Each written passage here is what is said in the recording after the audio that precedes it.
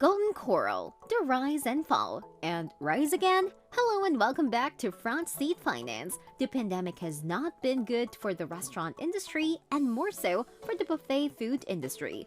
And one of the biggest in buffet food, Golden Corral, has been through ups and downs throughout their existence. This video will give you more detail about how Golden Corral has been affected. Stay tuned.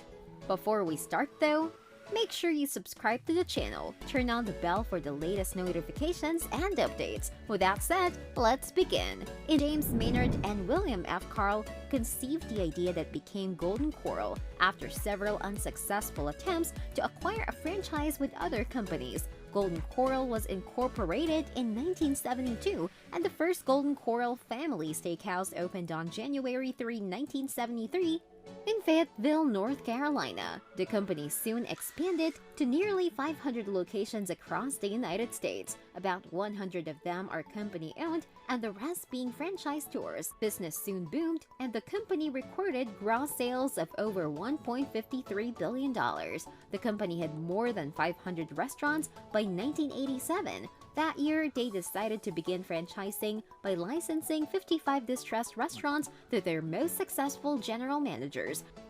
However, things were not going to stay so rosy and problems started showing up. Along with poor staff training and nationwide concerns about the consumption of red meat and a shift in market shares to upscale restaurants, sales were falling. The company added salad bars to all of its locations, sacrificed seating in most and in other sacrificed part of the parking lot to make additions to the buildings.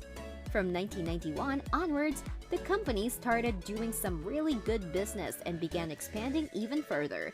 They started new restaurant concepts, added bakeries, and started expanding in metropolitan cities all over the United States. In 2001, system-wide annual sales exceeded $1 billion for the first time. Golden Corral was doing great, having restaurants in 42 states, covering most regions of the country aside from Oregon, Hawaii, New England with only 2 restaurants, the New York City metropolitan areas none aside from one in the Bronx, and the low-population states of Nebraska, Delaware, and Wyoming. In some other larger metropolitan areas, such as the San Francisco Bay Area, they had only one location. In Concord, Philadelphia, Washington, and New Orleans, there are only locations in the far-flung suburbs. The first Puerto Rico location opened on October 25, 2020 in Canovanas, with plans to open more locations throughout the island. Like we said earlier, things were not all rosy, and just recently in April, one of the company's biggest franchisees, Platinum Corral,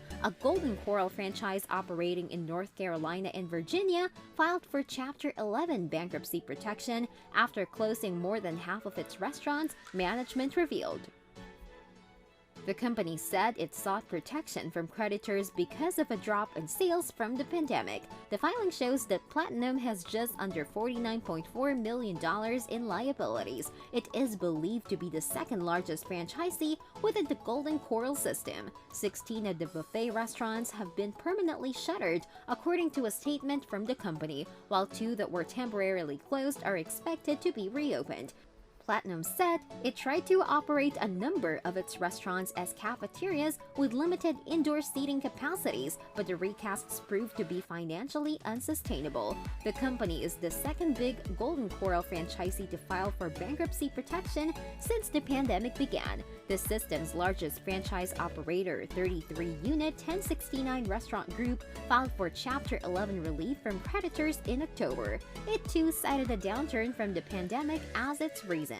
The buffet market has been particularly hard hit by the pandemic because of its signature serving style. Early in the COVID-19 crisis, many states suspended the operation of serve-yourself restaurants because of fears that model would foster the spread of coronavirus from one buffet user to the next. Golden Corral initially closed all 35 company-operated restaurants in the 490 store chain. In an interview with Restaurant Business, CEO Lance Trenary said that about 290 units were open, with 40 of those operating as cafeterias. The chain has been experimenting with a number of alternative serving styles, including drive-thrus and takeout stations.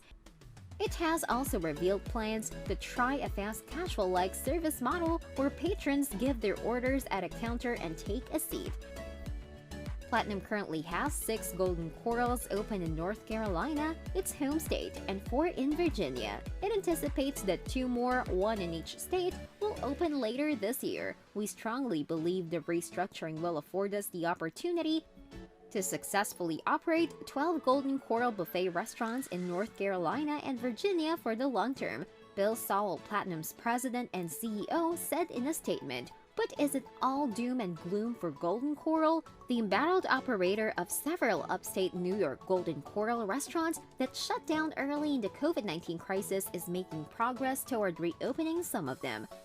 A Saratoga County property was recently given approval to buy back the property out of bankruptcy and in May was approved for the largest single restaurant grant awarded in the capital region under the Federal Restaurant Revitalization Fund program, $2.54 million.